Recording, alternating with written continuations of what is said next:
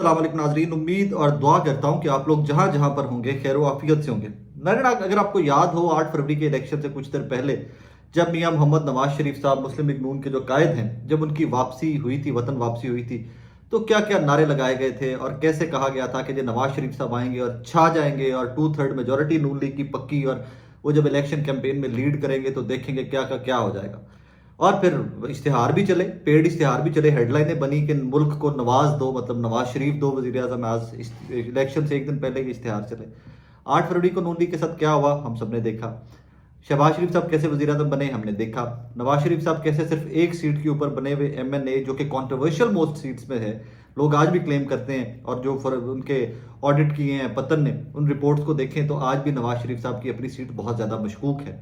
लेकिन फिर मियां नवाज शरीफ साहब तवील खामोशी इख्तियार करते हैं, बिल्कुल खामोश हो जाते हैं, अलग थलग हो जाते हैं।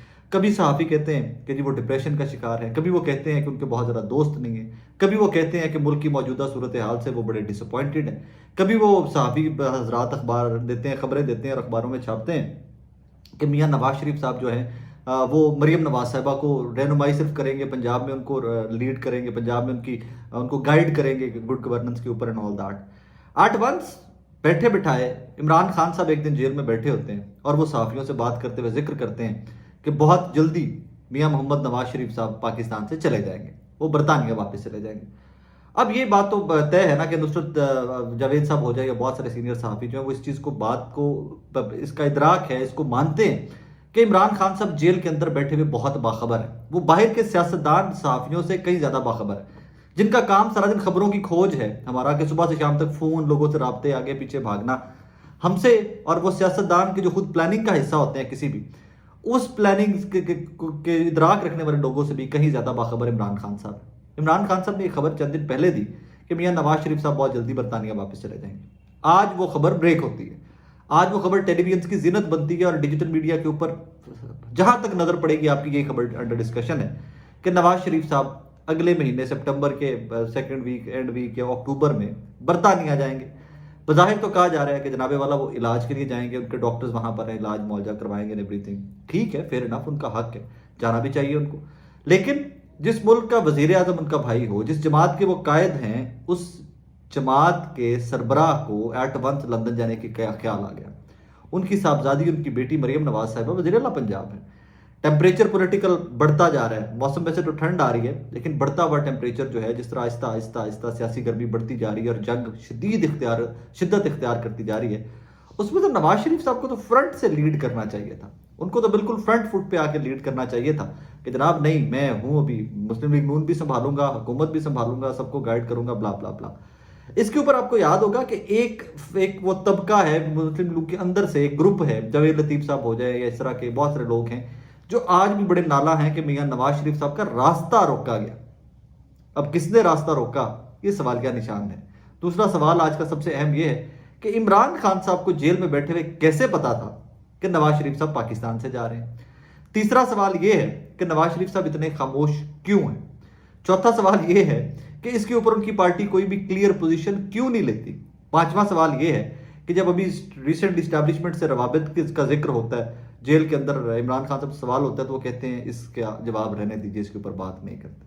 अब फिर पहले सवाल पे वापस जाइए कि जनाब इमरान खान साहब इतने कॉन्फिडेंट कैसे हैं। एक बंदा जेल में है, जिसके पास एक टीवी के ऊपर PTV या एक आधा न्यूज चैनल अलाउड है, वो इतना बाखबर कैसे है। वो टीवी के ऊपर तो ये खबरें नहीं आती कि कोई जा रहा है इलाज के लिए, नहीं जा रहा, उनको तो पहले से पता था। तो ये बहुत सारे सवालिया निशान, करंट पॉलिटिकल सिनेरियो जो है, इसके राइट लेफ्ट की वेवलेंथ जो है, उसका भी इदराक यहाँ से हो जाता है। बट नवाज शरीफ साहब, वो अभी इमरान रियाज साहब ने और सिद्दीक जान साहब ने लिखा हुआ था, उन्होंने कहा जनाब कि अभी कोई गारंटी देनी पड़ेगी, वैसे नहीं जा सकते मियां नवाज शरीफ साहब। अब इसका भी पोस्टमार्टम कर लेते हैं कि किस किस्म की गारंटी। आज़ाद आदमी हैं, MNA हैं, एक बड़ी जमात के सरबराह हैं, वो जाना चाहते हैं इलाज के लिए, जाएं ना जाएं उनकी मर्जी है। तो मुमकिनात में से है ना कि मियां नवाज शरीफ साहब का भाई वजीर आजम हो, बेटी वजीर आला पंजाब हो, और वो बरतानिया बैठकर एंटी स्टैब्लिशमेंट नैरेटिव स्टार्ट कर दें। मुझे क्यों निकाला, पार्ट 2 आ जाए। मुझे क्यों वजीर आजम बनने नहीं दिया, पार्ट 1 आ जाए। मुझे क्यों बुलाया, पार्ट 1 आ जाए। सो बहुत सारी मुमकिनात है ना, बहुत सारी चीज़ें पॉसिबिलिटीज़ में से है कि जनाब ये सब कुछ हो सकता है। लिहाजा नवाज शरीफ साहब को यहीं पर कहे पैदल हाथ थोला, ऐसे ही रहो जरा। मतलब यहाँ तक कि कुछ लोगों ने तो ये कहना स्टार्ट कर दिया था नवाज शरीफ साहब के बारे में कि वो डिसहार्ट होकर तन्हाई इख्तियार कर ली है उन्होंने। और कभी कभार मियां नवाज शरीफ साहब, वो भी आपको याद होगा, मुस्तफा नवाज खोखर साहब ने कहा था कि इतनी जो जिस जमात की हुकूमत है कोलिशन में, उसके सरबराह का हाल ये है कि उनको सिर्फ एक दफ़ा देखा गया मरी के इलाके में छल्ली खरीदते हुए, भुट्टा खरीदते हुए। So that is how it is. But finally खबरें आ रही हैं कि मियां नवाज शरीफ साहब जो हैं वो बरतानिया वापस जाने की या बरतानिया इलाज करवाने जाने की प्रेपरेशन में हैं, तैयारियों में हैं। सेकेंड खबर, जब से ये हुकूमत आई है, प्रॉब्लम वैसे तो हर हुकूमत के अंदर ही गुर्बत, महंगाई, ये चीज़ें जो हैं ये इनके ऊपर फोकस होता है मीडिया का भी, और है भी। हमारा मुल्क थर्ड वर्ल्ड कंट्री है, यहाँ कौन सा हम कोई अमेरिका में रह रहे हैं कि हमारी इकॉनमी बहुत तगड़ी है, चाइना में हम बहुत कोई प्रोड्यूसर्स इकॉनमी है और हमारी प्रोडक्शन बहुत ज़्यादा, हम पैसा बहुत कमा रहे हैं, नथिंग। गरीब मुल्क हैं, हमारे प्रॉब्लम वही हैं। लेकिन ये प्रॉब्लम कभी कभार कुछ लोगों की नाअहली पे बहुत सीवियर हो जाते हैं, जिस तरह के अभी हुए हुए। गौहर एजाज साहब की मिसाल आपके सामने है कि वो प्योरली कैश के ऊपर बिजनेस करने वाले बंदे ने फैक्ट्रीज बंद कर दी हुई हैं। दाऊद, पता नहीं कितनी टेक्सटाइल मिल्स, अभी मैं कल खबर देख रहा था कि वो कितनी टेक्सटाइल मिल्स हैं फैसलाबाद की जो मजीद बंद हो गई हैं। कहानी यहाँ पर ख़त्म नहीं होती, कहानी यहाँ से स्टार्ट हो रही है। आज मुल्क गिर एहतजाज था पाकिस्तान के अंदर ताजरों का, और मुझे लगता है कि जो फुटेजेस मैंने देखी हैं, जो मुख्तलिफ शहरों से देखी है मैंने, मुझे लगता है कि ये मोस्ट सक्सेसफुल प्रोटेस्ट था, कामयाब तरीन एहतजाज अगर किसी को कहा जाए ना तो ये था। रावलपिंडी बंद, लाहौर की जितनी बड़ी मार्केटें हैं बंद, इस्लामाबाद बंद, F10 I8 तमाम मराकज़ की फुटेजेस आई हुई थी। राजा बाज़ार बंद, शालमी बाज़ार लाहौर का बंद, मॉल रोड लाहौर का बंद, हॉल रोड लाहौर का बंद। ये टैक्सेस और महंगाई के खिलाफ ताजिर एहतजाज कर रहे हैं। अब इसके ऊपर सियासी जमातों ने कल इनके खिलाफ हक में स्टेटमेंट्स तो दी, तरीके साहब ने भी दी। जमात इस्लामी वाले आज सीना चौड़ा करके आगे आके इसका क्रेडिट लेने की कोशिश कर रहे हैं कि जी हमारी कॉल पे एहतजाज हुआ। बिल्कुल भी नहीं, किसी धोखे में मत आइएगा। प्योरली पाकिस्तान के जो ताजिर हैं उनकी एहतजाज की कॉल थी, बिल्कुल सक्सेसफुल कॉल थी और अहम तरीन टाइम के ऊपर कॉल थी। अब इसके ऊपर सियासी जमातें क्रेडिट, ये वही जमात इस्लामी क्रेडिट ले रही है। दो कि हमारे बहुत अच्छे दोस्त, हमारे बहुत भाई हैं, कैसर शरीफ साहब जो उनके इन्फॉर्मेशन सेक्रेटरी हैं, सगे भाइयों जैसे हैं, बहुत मोहतरम हैं, बड़े प्यार करने वाली शख्सियत है, तो वो भी अभी ट्वीट्स कुछ देर पहले कर रहे थे। तो कैसर भाई, मतलब let's not do that, you know that कि आपका जो धरना था वहाँ वाला एंड ऑल दैट, हाफिज साहब का जो धरना था जमात इस्लामी का बिजली महंगी के खिलाफ एंड ऑल दैट, आप लोग क्या लेके उठे वहाँ से। आज अगर पीपल्स पार्टी और कोई भी इसके साथ खड़ा होता है ना कि जी ताजरों के, तो ये गलत बयानी है, आप हुकूमत का हिस्सा है। तहरीक इंसाफ ने सपोर्ट का ऐलान किया था, तहरीक इंसाफ ने प्रैक्टिकली इसके अंदर कुछ कंट्रीब्यूट नहीं किया हुआ। प्योरली जिनकी कॉज है, प्योरली जिनका क्रेडिट है, उनको दीजिए। ये ताजरों की कॉज है, किसी सियासी जमात का कोई लेना देना नहीं इसके साथ, और बिल्कुल होना भी नहीं चाहिए। क्योंकि जब सक्सेसफुल हो गया तो सारे उसके आके उस सक्सेस के अब्बे बनने आ गए सारे कि जी हमारी कॉल थी, हमारी कॉल थी। किसी बंदे की कॉल नहीं थी, ताजरों की कॉल थी। अब यहाँ पर तवक्कुफ कीजिए, यहाँ पर रुक जाइए। पूरे मुल्क में सक्सेसफुल मोस्ट प्रोटेस्ट होता है, दूसरी जानिब डी चौक इस टाइम के ऊपर एक तरफ पुलिस खड़ी और एक तरफ 10,000 मुलाजमीन में से कुछ जो इतने एहतजाज कर रहे हैं, 1000, 2000, 4000 बंदा वहां पर इस्लामाबाद में खड़ा हुआ, शहर इक़्तिदार। अब वो क्या कर रहे हैं, सवाल ये, यूटिलिटी स्टोर्स हुकूमत बंद करने जा रही है। उनके कॉन्ट्रेक्चुअल और डेली बेसिस के और परमानेंट एम्प्लॉयज़ मिला के कोई 10-11 हज़ार एम्प्लॉयज़ बनते हैं पूरे पाकिस्तान से। वो अपनी मुलाजमतों के ख़त्म होने पे या यूटिलिटी स्टोर्स बंद होने पे हुकूमत के खिलाफ सरापा एहतजाज हैं और इस वक्त के ऊपर वो एहतजाज कर रहे हैं। अब इसको थोड़ा सा रिवर्स गेयर लगा लीजिए, इस सारे सिनेरियो को जरा, वो जो विजन है ना, आप ही का विजन है सर शहबाज शरीफ साहब वाला। अब शहबाज शरीफ साहब के विजन को जरा ब्रेक डाउन करके लाइए। महंगाई कहाँ पे खड़ी हुई है, गुर्बत कहाँ पे खड़ी हुई है, इदारे आप बंद कर रहे हैं कहाँ पे खड़े हुए हैं, प्रोटेस्ट कहाँ कहाँ पे हो रहे हैं, सियासी जमातों को आपने किस हद तक कॉर्नर किया हुआ है कि आप लड़ाई को उस हद तक ले गए हैं कि आप जजेस की तादाद बढ़ाकर एक लार्जर बेंच बनाना चाहते हैं कि जिसमें हो सकता है मखसूस नशिस्तों में आपकी बचत हो जाए। क्योंकि अगर मखसूस नशिस्तें तहरीक इंसाफ को मिल जाती हैं तो आप तमाम तर जवाज जो है ना, इखलाकी तो खैर पहले ही कोई नहीं था, कानूनी भी कोई नहीं था, लेकिन तक्के नाल तुझे बैठे तो सारे, तो आप तमाम तर जवाज लूज करते जाते हैं। अब हर तरह से हर महाज के ऊपर पंगा ले रही है हुकूमत, हर महाज के ऊपर, अदलिया हो जाए, अपोजिशन हो जाए।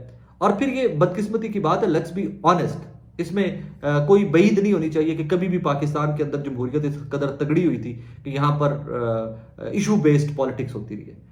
ये बदकिस्मती की बात है, जब जब आए है ना, कोई भी हुकूमत आई है, उन्होंने पिछले अनु तुरना शुरू करता है। और ये पता नहीं हमारे पाकिस्तानी सियासतदानों के जहनों में किसने डाल दिया हुआ है और ये कहाँ से कंट्रोल होते हैं। आपको पता है, मुझे पता है, एस्टैब्लिशमेंट कंट्रोल कर रही होती है इनको। तो इनके जहनों में ये डाल दिया गया कि अगर तुम अपने ओपोनेंट को, ऑपोजिशन को खत्म करोगे तो तभी तुम हुकूमत कर सकोगे। मुझे एक हुकूमत बताइए माजी में से कि जिसका फोकस अवाम हो, या जो कहे कि यार ऑपोजिशन की बातें ठीक हैं, हमारे साथ चलिए, शेडो कैबिनेट का रोल अदा कीजिए, प्रॉब्लम्स हाईलाइट कीजिए, हम आपके साथ हैं, मिलकर मुल्क की खिदमत करते हैं, कभी आपको नजर नहीं आएगा। जाली मुकदमे बनाएंगे, बेनजीर के ऊपर नवाज शरीफ के ऊपर बेनजीर, तरीके इंसाफ की गवर्नमेंट आती है, 2-3 केसेस इतने हाईलाइटेड हैं जिनके ऊपर कस्में खाई गई और किन केसेस में 0% भी सब्सटेंस नहीं था। आज नून लीग की हुकूमत आई है तो उन्होंने तमाम पिछली हदें क्रॉस कर दी हैं। इमरान खान के ऊपर तकरीबन 200 मुकदमा इन लोगों ने बनाया, क्योंकि इनको एक चीज पता थी, एक चीज की दाद दीजिए नून लीग को। नून लीग को एक चीज का पता था कि तहरीके इंसाफ का मतलब इमरान खान है। इन्होंने पकड़े बंदे 8-10 हज़ार बंदा 9 मई के बाद पकड़ा गया, लीडरान पकड़े गए, आज भी बहुत सख्ती है, बहुत क्रैकडाउन है, लेकिन मेन जो बंदा था ना, जो तहरीके इंसाफ जिसके नाम पे, वो इमरान खान साहब थे। इमरान खान साहब ने इतने मुकदमे कर दिए कि उनको रिहाइयां मिलते, बेल्स होते, बेल्स लगते भी एक तो अरबों रुपए के खर्चे हो जाएंगे, कोई अरबों रुपए के करीब तो आई थिंक हो चुके होंगे वकला की फीसों के अंदर। जो इन्फॉर्मेशन आप इस्लामाबाद में बैठ के ना किसी सीनियर लीडरशिप के साथ तहरीके इंसाफ की वकला की, तो आपको बताते हैं कि यार कितनी कितनी फीसें वकला ले रहे हैं और क्या क्या हो रहा है। एक कहानी तो वो है, नंबर 2 फिर टाइम ड्यूरेशन कितना लगेगा। सो ये प्रैक्टिकल या वो प्रोडक्टिव पॉलिटिक्स पाकिस्तान का कॉन्सेप्ट ही नहीं है, नून लीग का तो बिल्कुल नहीं है। नून लीग का तो मुद्दा ही एक है कि जो आपके ओपोनेंट है या तुन दो तो या फिर उन्होंने अपने नाल डालो, जिस तरह पीपल्स पार्टी उनके साथ लगी हुई है, तो they are happy, a big happy family. लेकिन ऐसे मुल्क नहीं चलेगा। ये बढ़ते हुए एहतजाज जो है ना, हर शहर, हर मोहल्ले, हर घर में जो पहुंच रहे हैं, ये शहबाज शरीफ साहब की हुकूमत का बड़ा गर्क कर देंगे, ले डूबेंगे इनको। लेकिन मुझे ज़ाती तौर के ऊपर लगता है कि जब वज़ीर आज़म हाउस ऑफ पहुंच जाते हैं ना, तो आपको खबरें भी बहुत फिल्टर होकर पहुंचती हैं, आपको पता ही नहीं होता कि ग्राउंड रियलिटी क्या है और नीचे क्या चल रहा है। बहरहाल दुआ किया करें कि अल्लाह पाक आपके और मेरे मुल्क के लिए बेहतरी करे।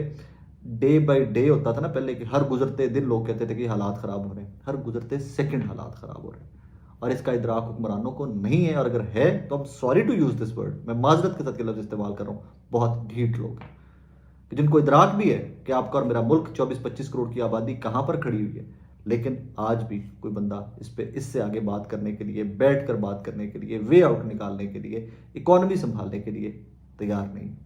IMF कहाँ पे खड़ा हुआ है आपके साथ, वो एक अलग से पिक्चर है, उसके ऊपर पूरा ब्लॉग करूंगा और आपको बताऊंगा कि IMF से जो पैसे मिलने हैं, वो जो आप बाकी इंटरनेशनल बैंक से कर्जा उठा रहे हैं वो, और मुल्क आपका कहाँ पे खड़ा हुआ है उसके ऊपर बात करेंगे। अपना ख्याल रखिएगा, तो हमें याद रखिएगा। अल्लाह।